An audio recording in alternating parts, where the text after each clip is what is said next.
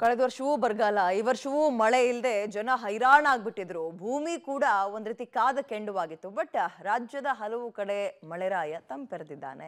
ಎಲ್ಲೆಲ್ಲಿ ಮಳೆಯಾಯಿತು, ಜನರ ಸಂತಸ ಹೇಗಿದೆ ನೋಡ್ತಾ ಹೋಗೋಣ. ಬಿಸಿಲಲ್ಲಿ ಬಸವಳಿದ ಜನತೆಗೆ ತಂಪೆರೆದ ವರುಣ. ರಾಜ್ಯದ ವಿವಿಧೆಡೆ ಬಿರುಗಾಳಿ ಸಹಿತ ಮಳೆಯ ಸಿಂಚನ. ಹೌದು, ಕುಡಿಯುವ ನೀರಿಲ್ಲದೆ ಬಿಸಿಲ ತಾಪಕ್ಕೆ ಬಸವಳಿದ ನಾಡಿನ ಜನತೆಗೆ ವರುಣ ತಂಪೆರೆದಿದ್ದಾನೆ. ಬೀದರ್, ಬೆಳಗಾವಿ, ಚಿಕ್ಕಮಗಳೂರು, ಶಿವಮೊಗ್ಗ, ವಿಜಯಪುರ, ಬಾಗಲಕೋಟೆ, ಹಾವೇರಿ ಸೇರಿ ಹಲವು ಜಿಲ್ಲೆಗಳಲ್ಲಿ ವರ್ಷದ ಮೊದಲ ಮಳೆಯ ಸಿಂಚನವಾಗಿದೆ. ಮಳೆಯ ಆಗಮನಕ್ಕೆ ರಾಜ್ಯದ ಜನರು, ಅನ್ನದಾತರು ಮಂದಹಾಸವನ್ನ ಬೀರಿದ್ದಾರೆ. ಧಾರಾಕಾರ ಮಳೆಗೆ ಧರೆಗುರುಳಿದ ವಿದ್ಯುತ್ ಕಂಬ. ಬಿರುಗಾಳಿ ಸಹಿತ ಭಾರಿ ಮಳೆಯ ಹಿನ್ನೆಲೆಯಲ್ಲಿ ಬೀದರ್, ಶಿವಮೊಗ್ಗ ಸೇರಿ ಕೆಲ ಜಿಲ್ಲೆಗಳಲ್ಲಿ ವಿದ್ಯುತ್ ಕಂಬಗಳ ಜೊತೆಗೆ ಮರಗಿಡಗಳು ಧರೆಗುರುಳಿ ಸಾಕಷ್ಟು ಅವಾಂತರ ಸೃಷ್ಟಿಯಾಗಿದೆ. ವಿದ್ಯುತ್ ಸಂಪರ್ಕ ಕಡಿತದಿಂದ ಜನರು ಕೆಲ ಹೊತ್ತು ಪರದಾಡುವಂತಾಗಿತ್ತು. ಇನ್ನು ಕೆಲವೆಡೆ ರಸ್ತೆ, ಅಂಗಡಿ ಮುಂಗಟ್ಟುಗಳಲ್ಲಿ ಮಳೆ ನೀರು ನಿಂತ ಪರಿಣಾಮ ವಾಹನ ಸವಾರರು ಪರದಾಡುವಂತಹ ದುಸ್ಥಿತಿ ನಿರ್ಮಾಣವಾಗಿತ್ತು.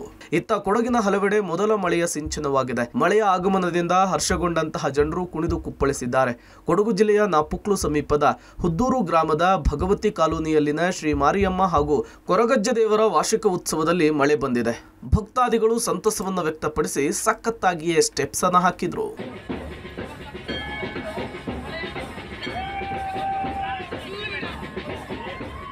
ಇನ್ನು ವರ್ಷದ ಮೊದಲ ಮಳೆ ಕೆಲವೆಡೆ ಹರ್ಷವನ್ನ ತರಿಸಿದ್ರೆ ಮತ್ತೆ ಕೆಲವೆಡೆ ದುಃಖವನ್ನ ತರಿಸಿದೆ. ಶಿವಮೊಗ್ಗ ತಾಲೂಕಿನ ಆಯನೂರಿನಲ್ಲಿ ಸಿಡಿಲು ಬಡಿದು 18ಕ್ಕೂ ಹೆಚ್ಚು ಕುರಿಗಳು ಸಾವಿಗೀಡಾದಂತಹ ದುರ್ಘಟನೆ ನಡೆದಿದೆ.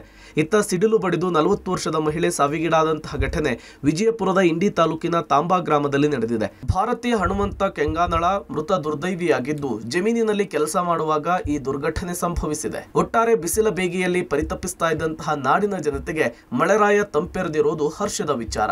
ಆದರೆ ಮಳೆಯ ಜೊತೆಗೆ ಬಂದಂತಹ ಗುಡುಗು ಸಿಡಿಲು ಕೆಲವರ ಜೀವಕ್ಕೆ ಬದುಕಿಗೆ ಮುಳ್ಳಾಗಿದ್ದು ಮಾತ್ರ ದುಃಖದ ಸಂಗತಿಯಾಗಿದೆ. News desk, public TV, Bengaluru.